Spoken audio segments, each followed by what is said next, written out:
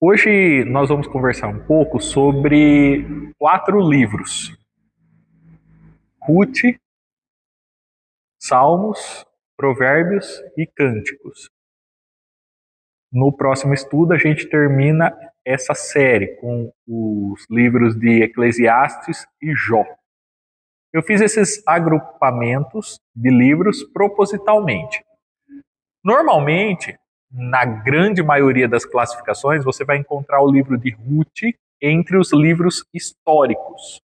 Tanto que em nossa Bíblia, esse livro se encontra entre Juízes e 1 Samuel. No entanto, se você procurar na, entre aspas, Bíblia hebraica, você encontrará Ruth em outro agrupamento. Ruth é um livro que se encontra lá entre 5 rolos. Esses 5 rolos são lidos em festas, em momentos especiais. Quais são esses 5 rolos? Ruth, Cânticos, Lamentações, Eclesiastes e Esther. Então, Ruth não está lá entre livros históricos. Então, Ruth pode ser enxergado como um livro histórico, como a maioria imensa dos teólogos concorda, que Ruth é um livro histórico, porque traz uma história aqui da bisavó de Davi, do bisavô de Davi, é uma história real que aconteceu de verdade. Mas também Ruth tem esse caráter poético. Ele não está escrito em estilo de poesia, como os Salmos estão escritos, ou como Provérbios, que usa bastante metáforas, comparações, figuras de linguagem, enfim. Ruth não tem essas características, ela é uma prosa, mas este livro também tem um caráter poético no sentido de que é uma história que é inspiradora e que traz vários simbolismos que a gente verá durante essa primeira parte do estudo quando a gente focar em Ruth. Por exemplo, muitos debatem acerca da época em que o livro de Ruth foi escrito. Uns dizem que foi escrito por Samuel. Se você analisar o estilo de escrita, é muito semelhante aos escritos de Samuel. No entanto, muitos dizem também, há uma divisão grande aqui em relação a isso, que esse livro foi escrito bem mais tarde, depois do exílio da Babilônia, muitos anos depois. E os que acreditam que esse livro foi escrito depois do exílio da Babilônia, dizem que a história de Ruth, que é verdadeira, então ainda que ela tenha sido escrita bem depois do exílio, a história é verdadeira, tá? Só que os que dizem que foi escrito depois do exílio mostram o livro de Ruth como um livro mais simbólico em relação a alguns eventos que aconteceram. Por exemplo, para os que defendem essa tese de que o livro foi escrito após o exílio, Noemi significa aqueles que estavam exilados e depois voltaram ao lar. No caso de Ruth, como os estrangeiros que acabaram voltando junto com o povo de Deus para a terra depois do exílio. Boaz como o povo que não foi para o exílio, que conseguiu ficar ali na terra. Então, é possível ler o livro de Ruth dessas duas formas. De uma forma literal, como uma história que aconteceu de fato, e também por esse viés simbólico, onde você consegue enxergar em cada personagem do livro de Ruth um tipo, né? Ou aqueles que voltaram do exílio, ou os estrangeiros, ou aqueles que ficaram, e ainda assim você pode interpretar o livro fazendo um paralelismo com Jesus Cristo, que é a principal chave para a gente captar a essência do livro. Ok? Então, nessa primeira parte a gente vai conversar um pouquinho sobre Ruth. Depois nós passaremos para Salmos, Provérbios e Cânticos.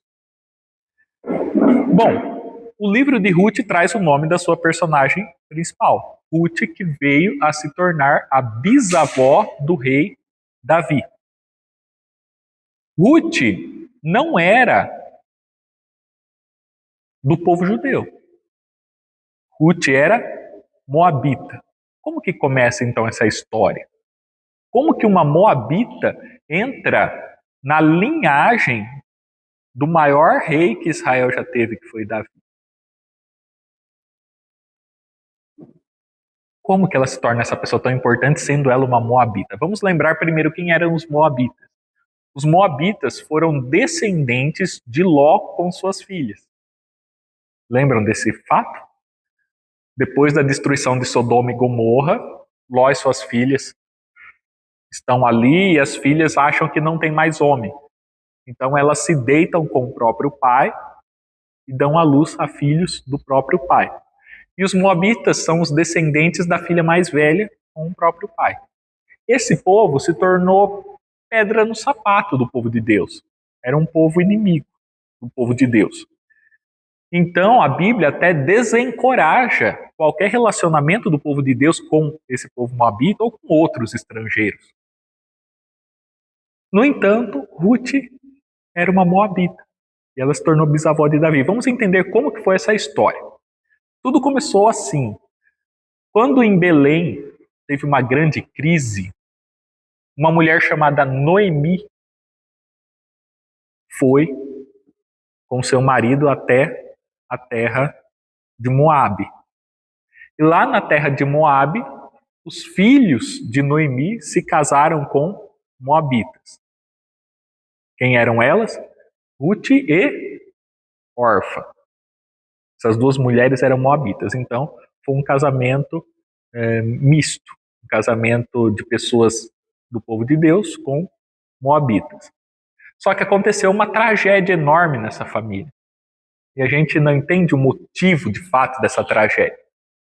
Há debates que dizem, por exemplo, que foi um erro de Noemi e de seu marido terem ido para Moabe.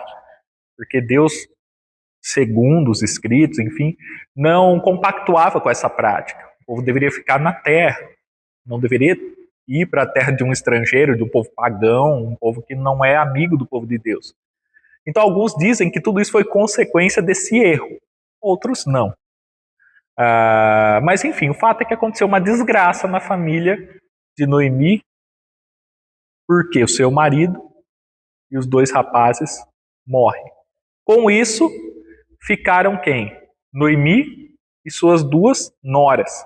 Por isso, nora e sogra tem que ter um bom relacionamento. Ok? Não trate mal a sua sogra. Certo? O livro de Ruth nos traz esse ensinamento. Então, ficaram as duas noras e a sogra. E chegou um momento em que, não sei se por WhatsApp, óbvio que não existia na época, mas ela ficou sabendo que na terra de Belém estava voltando a ter prosperidade, colheita. Então ela decide voltar.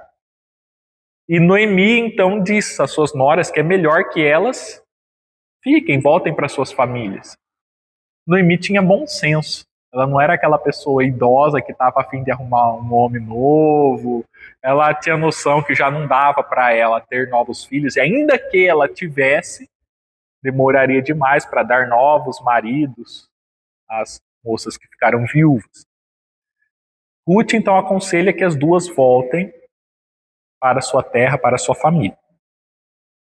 Mas Ruth toma uma decisão. Quem está com a Bíblia e quiser acompanhar, eu peço até que todos que estão com Bíblia, se quiserem deixar aberto já no livro de Ruth, que a gente vai lendo alguns trechos. Ruth toma uma decisão. Está lá no capítulo 1.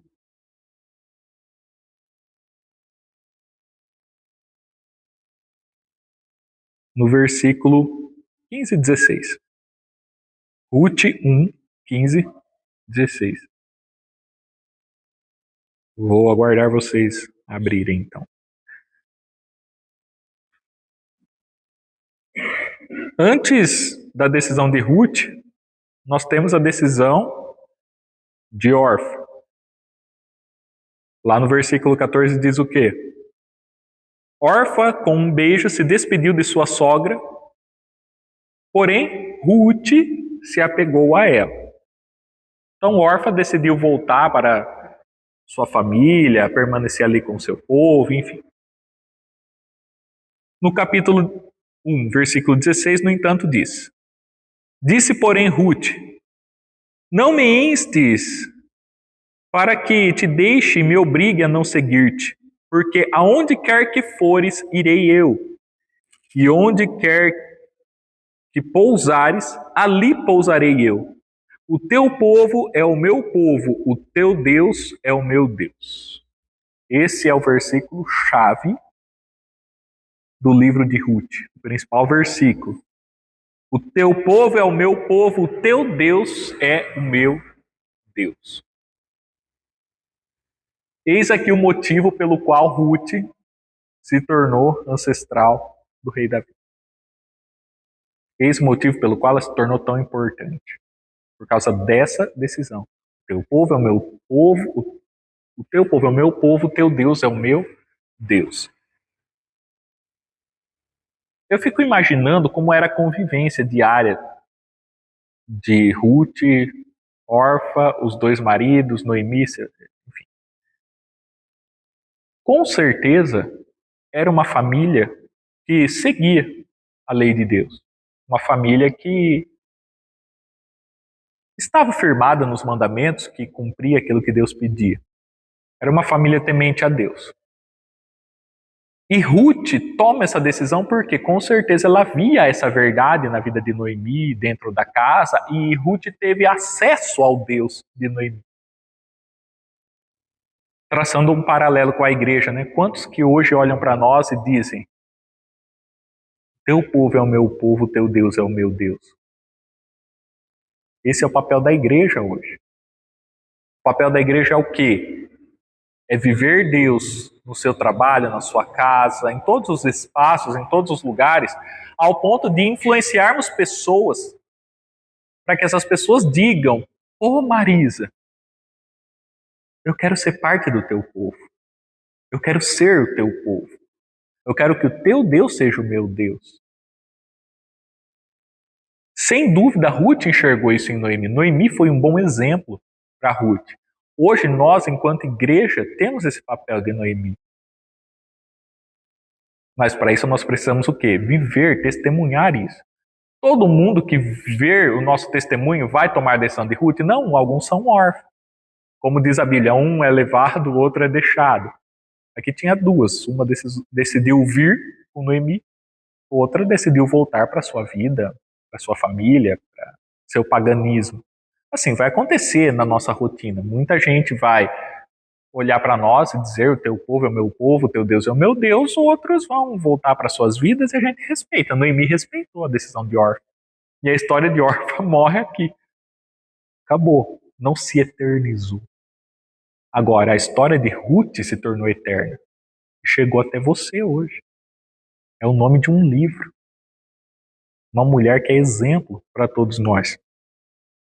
Então, Ruth vai a Belém com Noemi. Ao chegar lá, em toda aquela situação de pobreza que elas estavam, estava acontecendo a colheita e tal. Então, a Ruth começa a buscar espigas. Lhe é permitido isso. E ela buscou essas espigas num terreno de um cara chamado Boaz. Boaz era um parente de Noemi. Lá naquela época existia uma lei chamada Lei do Levirato. O que é essa lei? A lei que obriga um parente a se casar com uma viúva para manter a linhagem ali da família. Então, se a Fabíola vivesse na lei do Levirato, ela não casaria com o Everton. Ela casaria com algum parente do Edilson. Tem algum irmão?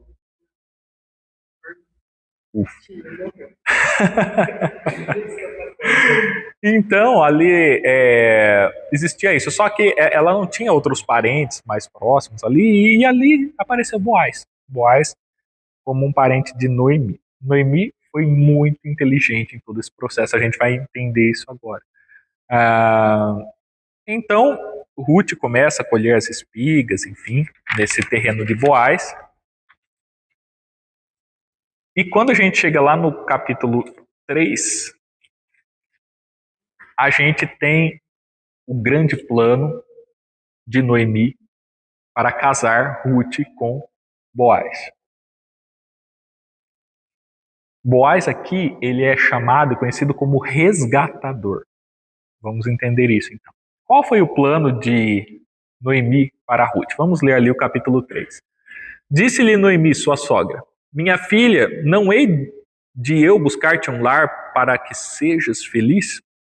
Ora, pois, não é Boaz, na companhia de cujas servas estiveste, um dos nossos parentes?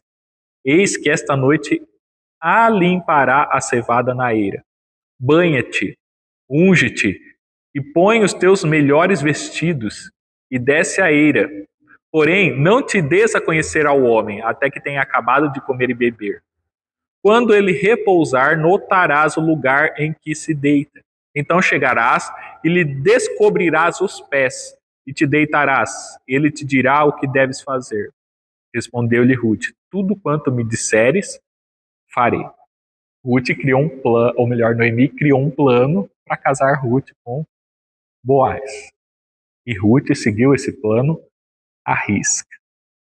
Então, depois de fazer tudo isso, Boaz disse a Ruth: quem és tu? Ali a partir do versículo 9. Ela respondeu: sou Ruth, tua serva, estende a tua capa sobre a tua serva, porque tu és resgatador. Disse ele: bendita sejas tu do Senhor, minha filha. Melhor fizeste a tua última benevolência que a primeira, pois não foste após jovens, quer pobres, quer ricos. Boaz não era um cara jovenzinho, tá? Boaz já era um cara mais maduro, um cara rico, maduro. Enquanto tem muitas moças hoje que procuram Zé Droguinha, Noia para se relacionar, né? Ruth foi esperta, ela procurou um homem maduro, um homem já estabilizado, bem de vida. E ele reconhece isso, né? Você não foi atrás dos jovens, você me deu essa oportunidade, enfim. E a gente vê em toda essa história, então, que Ruth, ela é acolhida dentro do povo de Deus.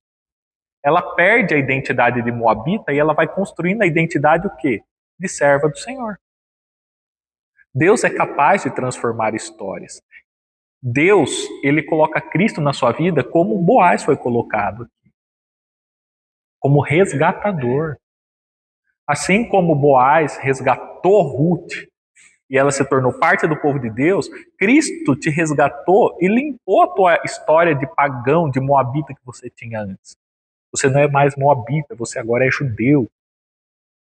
Você não é mais do mundo, você não é mais pecador, você não é mais uma vergonha, você agora é filho de Deus, você vai reinar com Jesus Cristo. Deus muda a nossa identidade, muda o nosso sobrenome, Ele muda a nossa história, Ele muda a nossa linha.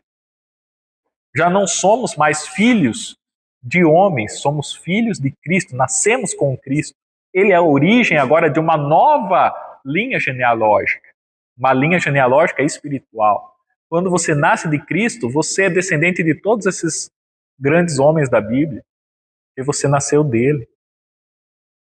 Você é parte do povo de Deus. Então Boaz aqui, ele tem esse simbolismo, como eu falei para vocês, né? A gente conhece a história literal de um cara chamado Boaz que resgatou Ruth, mas aqui tem o simbolismo de Cristo. Boaz é uma espécie de Cristo, um resgatador. O que ele fez com Ruth, Cristo fez com sua igreja. Aí ali teve uma situação, né? Porque Boaz não era o primeiro, tinha um cara na frente dele. Então Boaz foi um cara justo. Ele falou: ó, eu te tomo em casamento, mas tem um que vem antes de mim. Eu vou às portas da cidade, ali nos muros da cidade, que é onde se fazia justiça.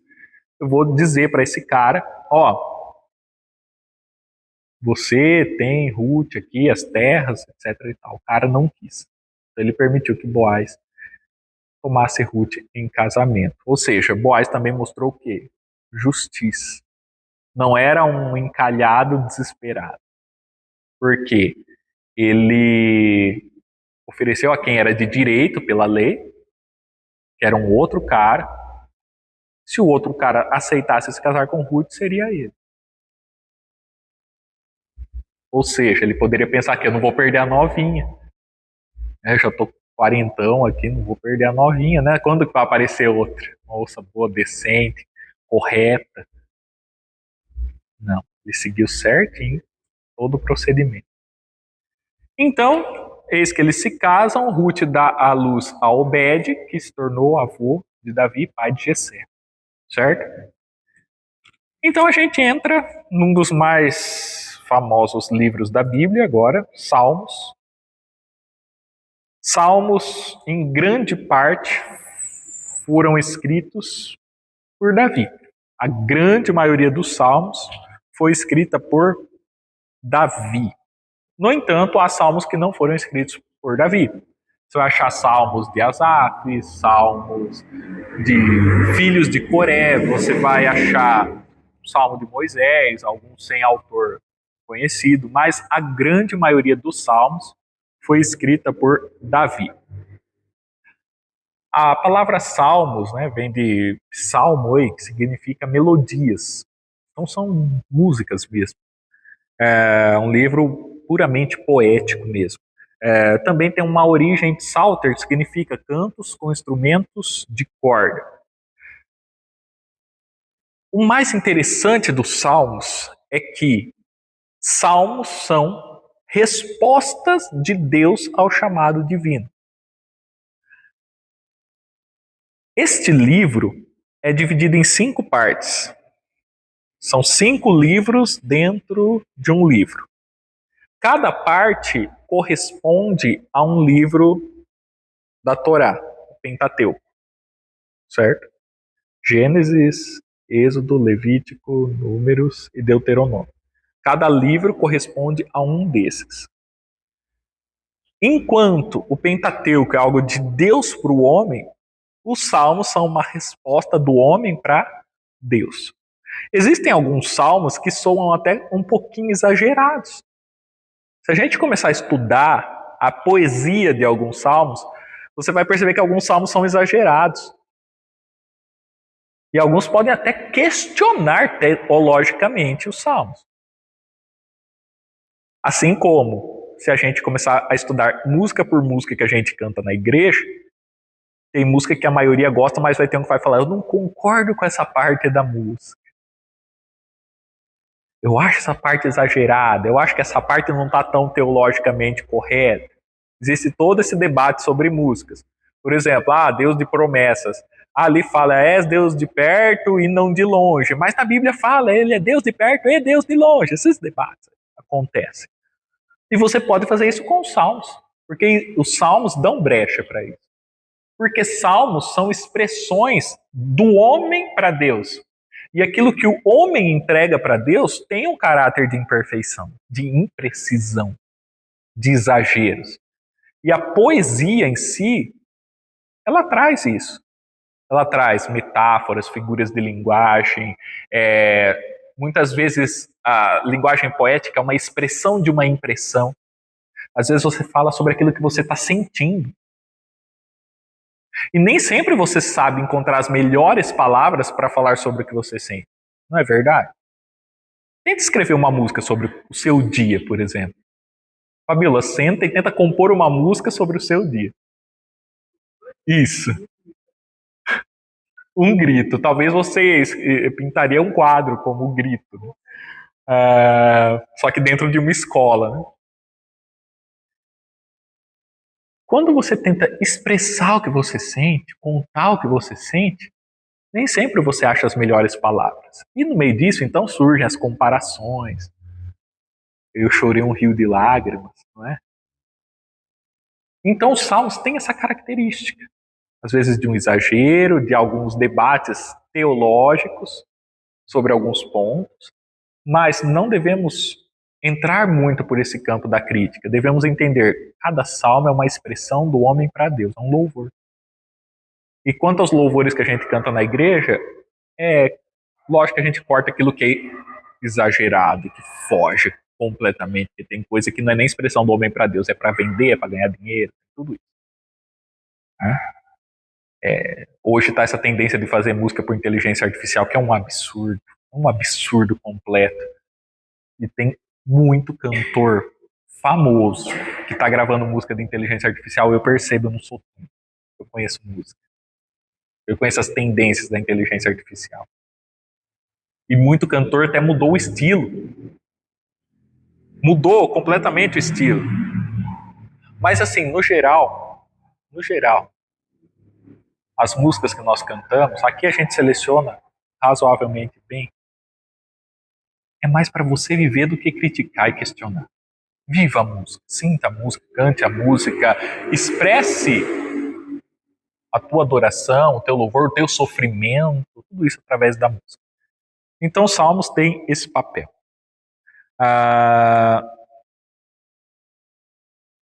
Existem salmos que são classificados de diferentes formas. Primeiramente, eu quero destacar aqui os títulos dos salmos. Se você olhar para os salmos, você verá que cada um tem um título e tem uma indicação. Esses títulos falam sobre o caráter daquele salmo, como que aquele salmo deve ser executado, para que ocasião aquele salmo serve.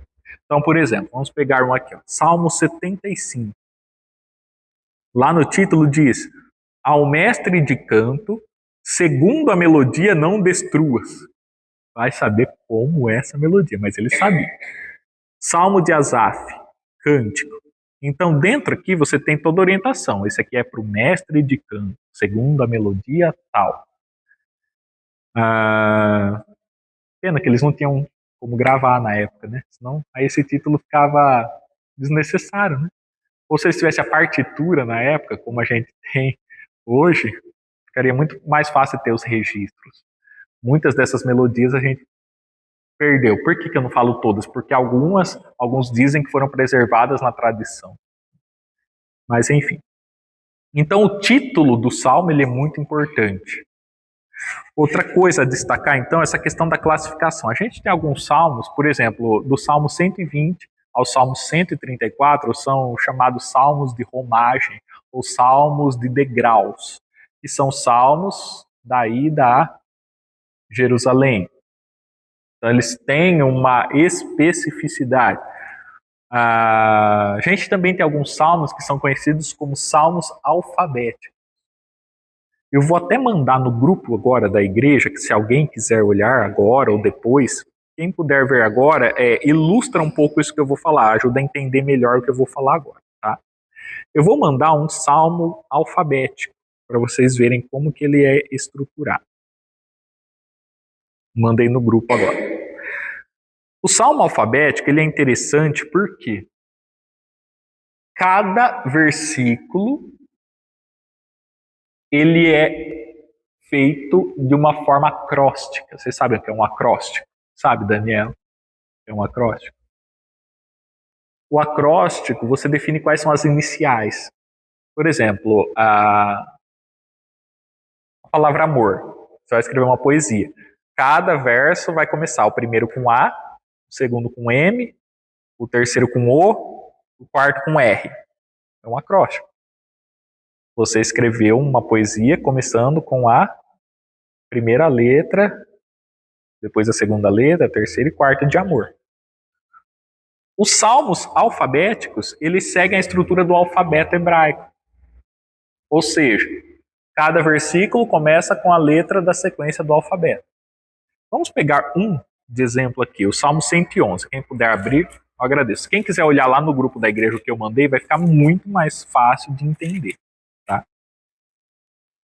Porque no português isso se perde. Eu tô com a internet desligada, perdão. Eu desliguei a internet para não ter interferências na gravação. Mas agora eu liguei ela, agora a mensagem foi. Isso. Então já vou desligar novamente. No português, quando é feita a tradução, a versão, pode ver que não segue a ordem do alfabeto. Tá? Então isso se perde.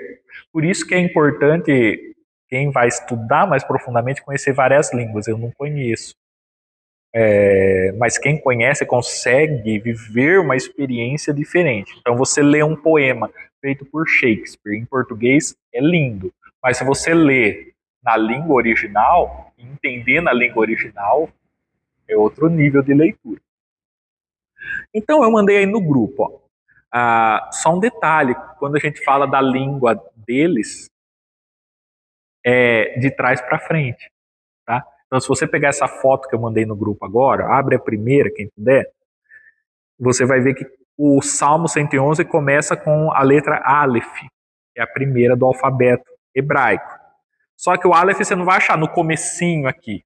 Olha ali onde que está em hebraico, vai ver que é no fim. Que essa aqui parece um xizinho. Ela parece um xizinho ali. Então, começa. Em português, isso é o quê? Aleluia, de todo o coração renderei graças ao Senhor. Ou nessa outra tradução, louvarei o Senhor de todo o coração, na assembleia dos retos e na congregação. Então começa com Aleph, depois a segunda letra, Bet, e assim vai indo, uma após outra na sequência do alfabeto. Eu peguei o 111 porque é onde aparece essa estrutura de forma mais perfeita. Aí tem todas as letras do alfabeto hebraico. Tem salmos alfabéticos que às vezes uma letra não aparece, às vezes tem uma inversão, assim, só para ajustar. O Salmo 119 é o mais perfeito. Ele é o salmo alfabético mais perfeito, é o que mais trabalha esse estilo literário de você pegar o acróstico, letra por letra do alfabeto, tá? Então você vai ver ali, ó, onde é a língua hebraica que começa com Aleph, depois o Bet, depois o Gimel, depois Dalet, enfim, letra por letra do alfabeto. Por que que o salmista fez assim? Por que que ele escolheu fazer desse jeito? Qual que é a intenção dele? Fazer o salmo alfabético tem várias intenções. Uma, beleza, porque você tem uma coerência, e essa coerência leva a uma beleza de escrita. Outra, mostrar a completude de Deus, porque você trabalhou todo o alfabeto, significa o nosso Deus é um Deus do todo. Nosso Deus, ele é onipresente, ele é grandioso e completo em si mesmo. Você também pode tomar disso a ideia de ordem. Nosso Deus é um Deus ordenado, um Deus onde todas as coisas estão encaixadas, estruturadas. Nosso Deus é um Deus de ordem. Então, quando o salmista escrevia dessa forma, era para expressar isso. A beleza da estrutura do texto, o fato de que nosso Deus é um Deus ordenado, um Deus completo. Ok? Por que eu estou dando esses exemplos? Para vocês verem que cada salmo tem propósito. Aqui tem uma grande diferença em relação a muitas músicas que se faz hoje. Tem beleza, tem ordem, tem estrutura, tem poesia, tem conexão total com Deus. É uma alma imperfeita, de expressões imperfeitas, mas uma alma que está alinhada com Deus. Muita porcaria de música feita hoje em dia, o cantor não preza pela beleza, não preza pela harmonia, pela melodia. É o que faz o funk. Você tem uma batida de ritmo, você não tem melodia nenhuma, não tem harmonia nenhuma. Além de uma letra desgraçada. Outra coisa, gente, não existe funk gospel, tá? Rejeitem isso. Tem uma época que eu me abri um pouco, depois eu notei e falei, não, não serve. Porque música boa tem que ter três coisas: melodia, harmonia e ritmo. Se não tiver essas três coisas, não é música que presta. Seja ela gospel ou não gospel. Melodia, harmonia, um ritmo adequado, e no caso aqui uma letra bela. Então você vai ver que cada salmista era cuidadoso na elaboração da letra, do propósito daquele salmo. Ó, esse aqui é para romagem, onde a gente vai colocar ali sílabas tônicas bem colocadas para facilitar a memorização. manter o povo animado no caminho. O salmo alfabético com todo esse propósito. A gente tem outras classificações, como salmos eloísticos, onde eles usam muito o termo Elohim para se referir a Deus, e vão ali, por exemplo, do 42 ao 83. Outros salmos que eles priorizam a palavra Yahvé, que é um nome de Deus, enfim. Mas nenhum salmista colocava a palavra à toa. Se ele colocou Elohim é porque ele queria expressar uma ideia. Nosso Deus forte, nosso Deus poderoso na batalha. Eles usam muito Elohim nos salmos que fala disso. Quando coloca Yahvé, é o Deus criador, o início de tudo, Deus um. Elohim dá uma ideia assim que encaixa na trindade, enquanto Yahvé é a ideia de um Deus único, Deus trino, mas único ao mesmo tempo. E o salmista sabia. Ele sabia que Yahvé tem um significado, Elohim tem outro, ambos se referindo ao mesmo Deus, mas por aspectos diferentes. Hoje um compositor, ele bota a letra ali porque ficou bonito. Porque está na moda usar esse termo. Tem época que é moda chuva, tem época que é moda casa, e assim vai. O salmista não escrevia pela moda. Pouco importava para ele o que o povo estava comprando naquele momento. Nós também temos várias outras formas de classificar os salmos, tá? E os salmos eles também apresentam várias temáticas diferentes. Então, por exemplo, temos salmos que destacam a natureza, elementos da natureza. Então, vamos ler alguns aqui rapidamente, alguns trechinhos de alguns. Quando você pega o Salmo 19, por exemplo, os céus proclamam a glória de Deus e o firmamento anuncia as obras de suas mãos. Aqui o poeta está usando o quê? Elementos da natureza para adorar a Deus. São conhecidos como salmos naturais. Esse aqui é um salmo de Davi, 19. Salmos identificadores, como o Salmo 1, que é para identificar quem é de Deus e quem não é. Salmo 1 diz o quê? Bem-aventurado o homem que não anda no conselho dos ímpios, nem se detém do caminho dos pecadores, nem se assenta na roda dos escarnecedores. Está identificando o homem de Deus. Ele não se assenta à roda dos escarnecedores, e assim ele vai descrevendo.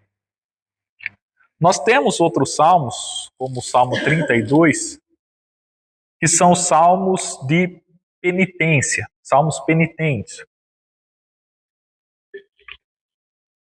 Os salmos penitentes, eles são relacionados ao perdão, à busca pelo perdão, uma penitência. Bem-aventurado aquele cuja iniquidade é perdoada, cujo pecado é coberto.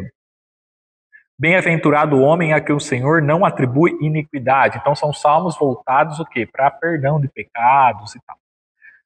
Há salmos que enfatizam a palavra de Deus, como o Salmo 119, Salmo 119, 11. Escondi tua palavra no meu coração para não pecar contra ti. Salmos de adoração, como o Salmo 100. Alguém lembra o que diz o Salmo 100? Bem famoso, né? Exatamente. Salmo 100, então, diz: celebrai com júbilo ao Senhor, todos os moradores da terra, servir ao Senhor com alegria, apresentai-vos diante dele com cântico.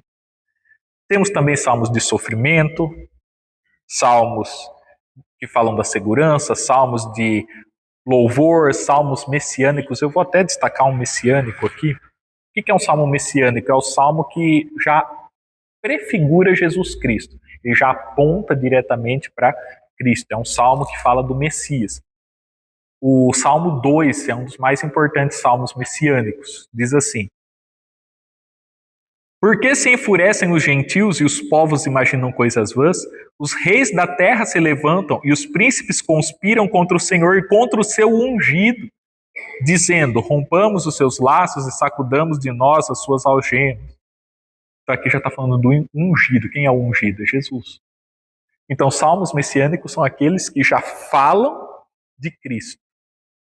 Nós temos vários, Salmos 2, Salmo 20, 21, 45, 72, entre outros. Bom, aí a gente chega para um outro livro, enquanto esse aqui, a maioria, foi escrito por Davi, o livro seguinte, pelo menos na sua maioria, foi escrito pelo seu filho Salomão. Então, vocês perceberam que a gente começou hoje o estudo falando da bisavó, da Ruth, passamos para o bisneto, Davi, e agora vamos para o tataraneto da Ruth, que é o Salomão. Salomão, então, escreveu os provérbios. Aí existe um debate, né?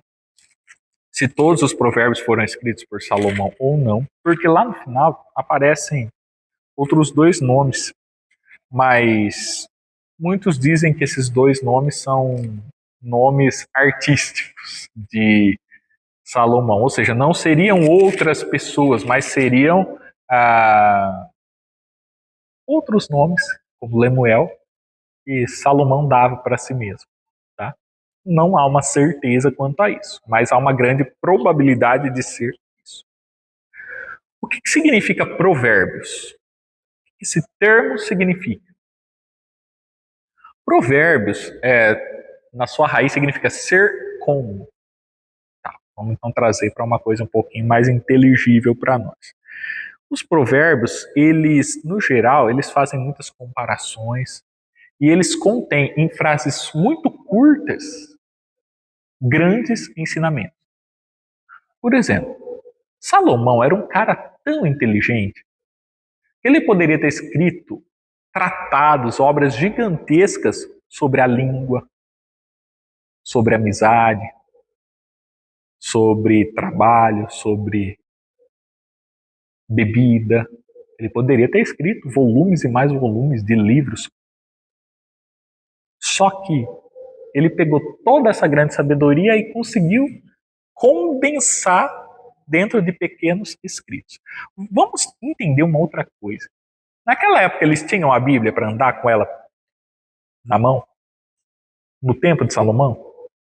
Eles tinham a Bíblia? Todo mundo tinha uma Bíblia? Não. Então, como que eles ensinavam essas coisas para as pessoas? Eles não tinham a Bíblia escrita. Tinham que ser coisas para memorizar facilmente. Salomão não podia complicar muito o discurso. Através dos provérbios curtos e fáceis de guardar, isso se espalhava entre as pessoas. Então o provérbio ele tem um peso didático muito importante. Se você pegar um provérbio, você consegue escrever vários livros sobre aquele assunto. A partir de um versículo só. Mas como você não tem tempo de escrever tanto, nem de ler tanto, tem tempo de ler muito, igual que Clóvis, você consegue ler 10 livros por mês? Não. Quem consegue? Eu não consigo. Tá difícil esse ano de ler 10 no ano, quanto mais no mês. Mas ler um provérbio por dia a gente consegue. Um versículo. E às vezes um versículo de provérbios faz uma diferença tão grande na sua vida. Vamos pegar alguns aqui já já para falar. Então eles são, resumindo assim, uma declaração sábia. Um resumo de uma grande sabedoria, de uma vida sábia em poucas palavras. Outra coisa assim que muitas pessoas debatem, questionam é por que eles não estão organizados? Você pega até um provérbio que fala de língua, depois vem um de amigo, depois já vem um de mulher, depois já vem um de bebedeira. Por que estão todos misturados? Alguém tem uma teoria assim, é porque a nossa vida é misturada. E quando o cara está escrevendo, ele está escrevendo sobre as experiências que ele foi tendo na vida, e as experiências são diversas. Então, o livro de Provérbios segue o movimento da vida. Ele segue o movimento do dia a dia de uma pessoa, onde milhares de assuntos aparecem o tempo todo. Então, por isso que ele não é organizado dessa forma. Mas, para facilitar, uma vez eu organizei por tema. Todos os versículos. Eu reescrevi todo o livro de Provérbios, tema por tema. Eu vou achar esse arquivo, eu não sei onde eu coloquei ele, eu mando para vocês depois, tá? Então, eu peguei todos os que falam de língua e botei juntos. Não só citando a passagem, mas escrevendo a passagem. Eu fiz toda essa organização porque eu, como sou melancólico, o que é uma pessoa melancólica, uma pessoa de temperamento melancólico? Ela gosta de tudo organizadinho, né? E eu me incomodava com essa bagunça, assim, né? Você sai de um assunto, cai no outro, e eu fiz questão de pegar e reorganizar o livro inteiro por temas. Depois eu mando para vocês isso. Só tenho que achar. Existem 5 classes de provérbios por aí, nem todas tem dentro do livro, tá? Por exemplo, você não vai achar aqui provérbios históricos, que trazem histórias reais de pessoas para você aprender. Não tem. Você vai achar muitos provérbios metafóricos, tá? Provérbios metafóricos não significa que todos usem metáfora. Eu vou dar um exemplo aqui. Provérbios 15, 9. Provérbios 15, versículo 9, diz assim: o caminho do perverso é a abominação, ou melhor, 15, 19, perdão. Eu vi que não era aqui. 15, 19. O caminho do preguiçoso é como que cercado de espinhos, mas a vereda dos retos é plana. Isso aqui, dentro da língua portuguesa, se chama comparação, é uma figura de linguagem. O caminho do preguiçoso é como que cercado de espinhos. Ele está comparando o caminho do preguiçoso com um caminho cheio de espinhos. Comparação, é uma figura de linguagem, é um recurso poético. Tá? E fica mais fácil de você entender como que é o caminho do preguiçoso. É como cercado de espinhos. Mas a vereda dos retos é plana.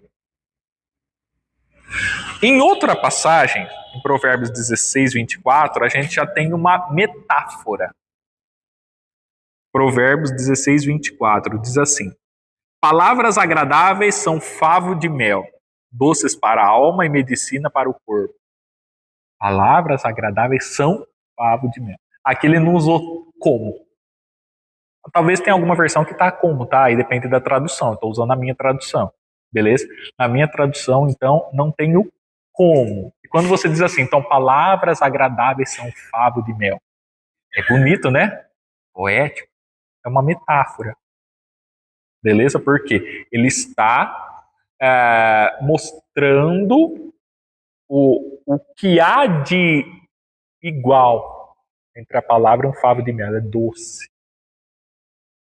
Certo? Então, quando tem o como é uma comparação, quando já vai direto sem o como, parece, é uma metáfora. Esses são provérbios metafóricos, você vai achar muitos aqui nesse livro. Tá? Provérbios que tratam de relações entre pessoas e situações com figuras de linguagem. Tá? Vai ter com a formiga, ó preguiçoso. Ele está comparando o quê? A formiga com o preguiçoso, mostrando que a formiga é trabalhadora, o preguiçoso não. Então, ele usa muito esse recurso. Você não vai achar aqui parábolas, né? Parábolas Jesus usou muito, aqui não tem.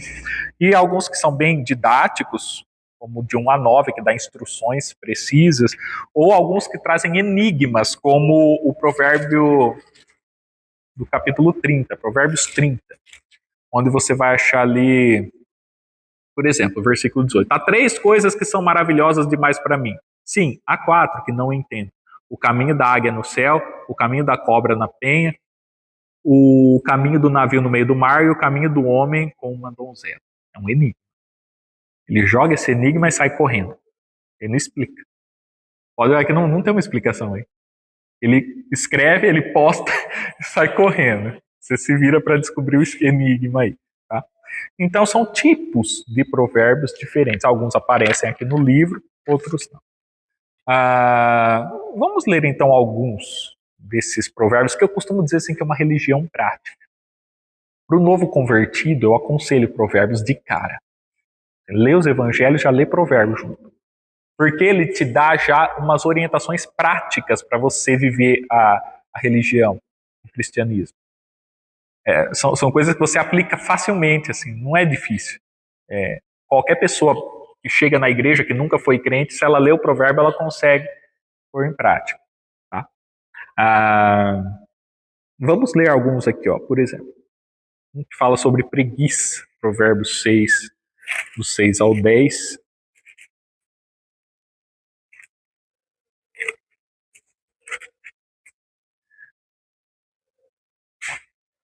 Vai ter com a formiga, ó preguiçoso, considera os seus caminhos e sê sábio. Não tendo ela chefe, nem oficial, nem comandante, no estio, prepara o seu pão. Na cega, ajunta o seu mantimento. Ó preguiçoso, até quando ficarás deitado? Quando te levantarás do teu sono? Um pouco para dormir, um pouco para tosquenejar, um pouco para cruzar os braços em repouso. Assim sobrevirá a tua pobreza como um ladrão e a tua necessidade como um homem armado. Não é difícil de entender isso aqui, né? Para de ser vagabundo, para de ser preguiçoso, trabalhe. Porque se você ficar enrolando, a pobreza vai chegar na tua vida. Simples, acabou. Qualquer pessoa entende. Crente, não crente, dá para aplicar na vida de qualquer um. Vamos ler um sobre língua, aqui ainda no 6. 6 do 12 ao 19. Ó homem de Belial, homem vil, é o que anda com a perversidade na boca. Acena com os olhos, arranha com os pés e faz sinais com os dedos. No seu coração há perversidade, todo tempo maquina o mal. Anda semeando contendas. Não tem ninguém no serviço da gente, na família da gente que é assim, né? Acha, não existe. Pelo que a sua destruição virá repentinamente, subitamente, será quebrantado sem que haja cura. 6 coisas o Senhor aborrece, a 7ª ele abomina: olhos altivos, língua mentirosa, mãos que derramam sangue inocente, coração que trama projetos iníquos, pés que se apressam a correr para o mal, testemunha falsa que profere mentiras, e o que semeia contenda entre irmãos. Deus abomina isso. E a pessoa que faz isso aqui fala que vai ser destruída. A pessoa que é assim, ela não sobe na empresa dela. E se ela sobe, ela cai. Ela não mantém amizade, ela não mantém namoro, ela não mantém casamento. A vida dela é um inferno. Se a Bíblia falou que acontece isso, vai acontecer. Se você for mentiroso, espalhar contenda, fofoqueiro, ficar maquinando mal, vai dar errado. Eu conheço gente que trabalha comigo que por conta disso não consegue subir. Toda vez que vai se abrir uma porta, a pessoa joga tudo fora porque fofoca, porque joga um contra o outro, não cresce, não evolui. Vamos ver, a gente tem provérbios que falam sobre o tolo e o sábio, são muito interessantes, muito interessantes. Tem um que fala sobre embriaguez, vamos ver o que ele fala aqui para os que gostam de encher a cara. Provérbios 20. O vinho é escarnecedor e a bebida forte alvoroçada. Todo aquele que por eles é vencido não é sábio. Se você bebe, você fica com. Exatamente. Tonto, idiota, vai falar bobagem, vai fazer bobagem, vai passar vergonha, vão te gravar, vão te expor. Vamos ver outra aqui. Amigos e vizinhos. Provérbios 17, 9. O que encobre a transgressão adquire amor, mas o que traz o assunto à baila separa os maiores amigos. Sabe aquele negócio assim? Aconteceu uma coisa faz 10 anos. Mas tem aquele que sempre faz questão de lembrar daquela porcaria. Você tem uma discussão com seu marido faz 5 anos já. Aí você tem um filho dentro da tua casa que faz questão. Você lembra daquele dia? Traz de volta o negócio. Já cria o climão, já fica aquele mal-estar. Ou você tá aqui, você lembra daquilo que aconteceu na igreja aquela vez? Misericórdia, já começa a semear, aquele negócio vai crescendo, aquele foguinho vai por dentro assim, estraga a comunhão. O que a Bíblia fala aqui? O que a gente acabou de ler? O que encobre a transgressão adquire amor. O que traz o assunto à tona separa maiores amigos. Cara, se você teve uma situação, perdoa, esquece. Nunca mais toca naquele assunto. Acabou. Não fica remoendo coisa antiga que vai estragar a tua cabeça, vai estragar teu relacionamento. Nossa, vai ser horrível. O que a Bíblia está falando? Não faz isso. Então não faz. A Bíblia falou, não faz. Orgulho e ostentação. Esse aqui é bem famoso, 16, 18. A soberba precede a ruína e a altivez de espírito, a queda. Antes da queda de qualquer pessoa, teve soberba, teve orgulho.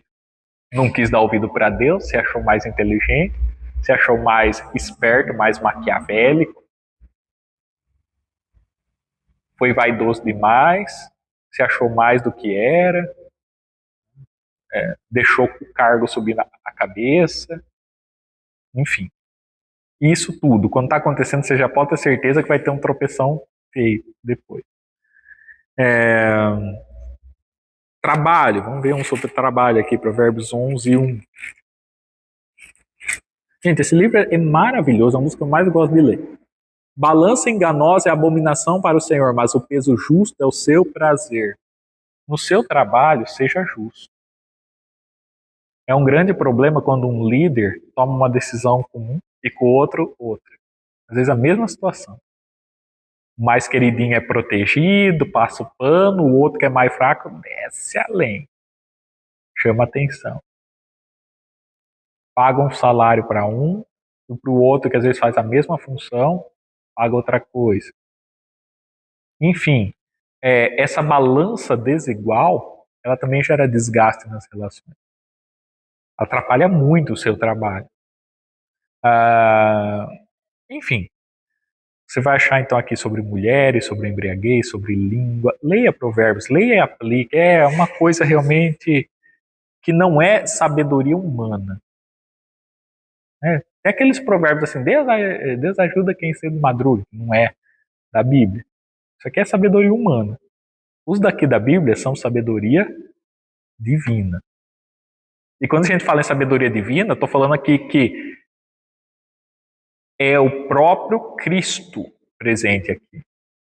É o Espírito Santo falando. E eu vou dar uma prova disso para vocês. Se você ler Provérbios 8,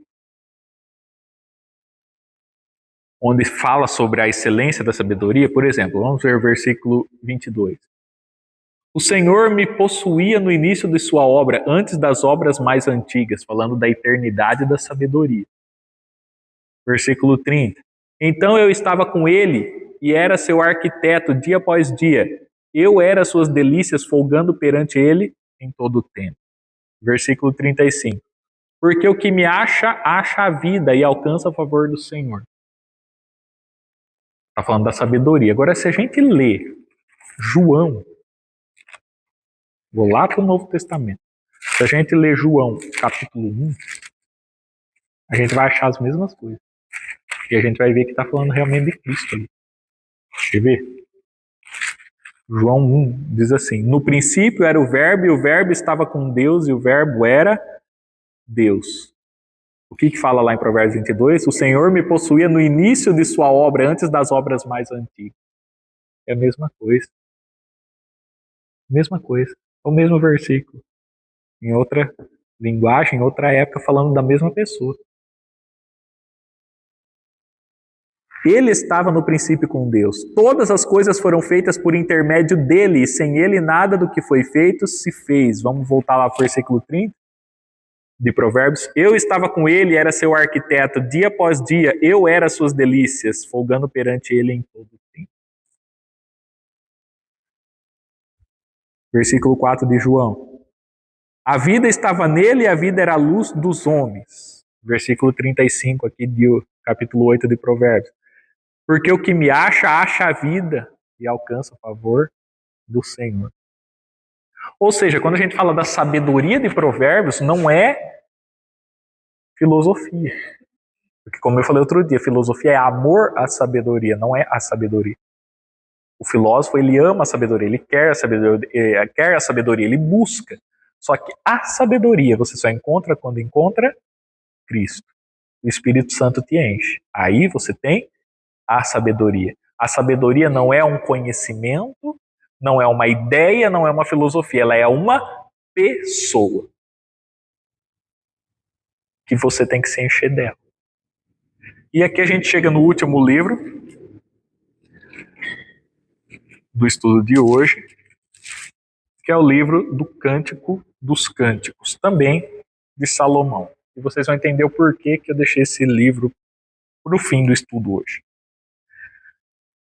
Esse livro, infelizmente, algumas pessoas do nosso contexto histórico e cultural interpretam grande parte dele como algo sensual, como algo erótico.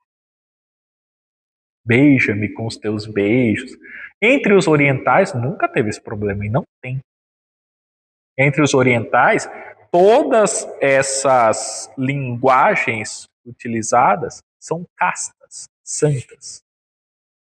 É a mente perturbada e erotizada do ocidental, do brasileiro, do francês, que adora, que pega esses trechos e interpreta com esse viés erótico. Aqui está falando de um relacionamento santo. Entre os orientais não há discussão sobre isso. Entre os judeus não há discussão sobre isso. É interpretado naturalmente. É um dos livros da poesia mais bela que tem na Bíblia. Esse livro ele pode ser visto de duas formas, como o amor humano, o amor entre um homem e uma mulher, como também um símbolo do amor entre Cristo e a igreja. As duas formas de interpretar estão corretas, os dois jeitos. Se a gente interpretar pelo viés do amor humano, vamos destacar um versículo aqui. Vamos abrir então aqui Cânticos, no capítulo 8. Capítulo 8, versículo 6. Vamos interpretar como amor humano, tá? Põe-me como selo sobre o teu coração, como selo sobre o teu braço, porque o amor é forte como a morte e duro como a sepultura, o ciúme. As suas brasas são brasas de fogo, são veementes labaredas. 7. As muitas águas não poderiam apagar o amor, nem os rios afogá-lo. Ainda que alguém desse todos os bens da casa pelo amor, seria de todo desprezado. Se o amor humano verdadeiro é forte como a morte, quanto mais o amor de Cristo. Se o amor humano pode chegar a esse nível, poucos chegaram ao longo da história, ainda mais hoje nessa época de amor líquido, né? O que é o amor líquido? É o amor que eu já falei aquela vez. Você derruba o líquido no chão, igual eu estou fazendo aqui com essa água, ela não mantém a forma da garrafa. Ela adquire a forma do chão. Como diz o sociólogo Bauman, o líquido ele não fica sempre igual. Ele muda o tempo todo. Hoje em dia as pessoas amam de acordo com o interesse, com a conveniência, é o que Bauman chama de relacionamento de bolso. Eu ponho no bolso e tiro do bolso a hora que eu quero. A hora que eu não te quero mais, eu guardo você no bolso. E a hora que eu acho que você está descartável, eu te troco por outro. O amor entre as pessoas está assim hoje. Hoje que eu falo no mundo pós-moderno, não é hoje. Tá? É hoje, aí, principalmente depois ali do século XIX para frente. Tá? E foi piorando e está piorando, principalmente com essa aceleração desse mundo virtual e tal, que banalizou mais ainda. Esse povo de hoje não sabe o que é amor. Esse amor forte como a morte. Esse amor que fala, as muitas águas não podem apagar esse amor. Hoje não precisa de muitas águas, não. O chuvisqueiro já apaga. Né? Bateu o ventinho frio, já apagou, não precisa nem chover. Quanto mais o amor divino. O amor divino é mais forte que isso ainda. Então, ainda que a gente interprete o livro como o amor do homem e da mulher, não perde a sua profundidade, a sua beleza, o seu poder. Agora, se a gente interpretar pelo viés divino, já conhecendo Cristo, tendo a revelação e vendo o que foi o amor de Cristo, a gente vê que o amor dele é mais forte. Não é nem como a morte, ele é mais forte que a morte. Porque ele topou encarar a morte por você. Então, esse livro, ele fala sobre o que há de mais profundo entre nós e Deus. Capítulo 6, versículo 3, para encerrar, diz o quê? O 2 e o 3. O meu amado desceu ao seu jardim, aos canteiros de bálsamo, para pastorear nos jardins e para colher os lírios. Eu sou do meu amado, e o meu amado é meu. Ele pastoreia entre os lírios. Eu sou do meu amado e o meu amado é meu. Essa é a comunhão mais perfeita. Ao ponto de você dizer, eu sou de Cristo e Ele é meu. Ninguém vai me afastar dele. Ninguém vai afastá-lo de mim. Eu sou dele, ele é meu. Um vínculo perfeito, eterno. Uma aliança que ninguém pode quebrar. Se você não viver cânticos, você não viverá salmos. Porque se você não viver cânticos, que é o amor da intimidade, o amor de você olhar para Deus e falar assim, as muitas águas não podem apagar esse amor. E Deus fala isso para você, as muitas águas não apagam o meu amor por você. Se você não viver essa intimidade, você não vai compor música. Você não vai poder louvar. Porque um louvor sem intimidade, um louvor sem essa união de você com o seu amado, ele não tem poder. O louvor verdadeiro brota dessa comunhão. Se não houver cânticos, não existirá salmos. E se não houver cânticos e não houver salmos, não tem provérbios, porque não tem sabedoria. Se não tiver comunhão, não tem louvor, não tem sabedoria. Se não tiver essa comunhão ao ponto de dizer, o teu povo é o meu povo, o teu Deus é o meu Deus, não tem uma restauração de história, uma mudança de trajetória tão poderosa como aconteceu com Ruth. Cântico dos Cânticos, livro que muitas pessoas desprezam, é a essência do Evangelho. A união perfeita entre o amado e o amante. A união perfeita entre Cristo e você. Amém?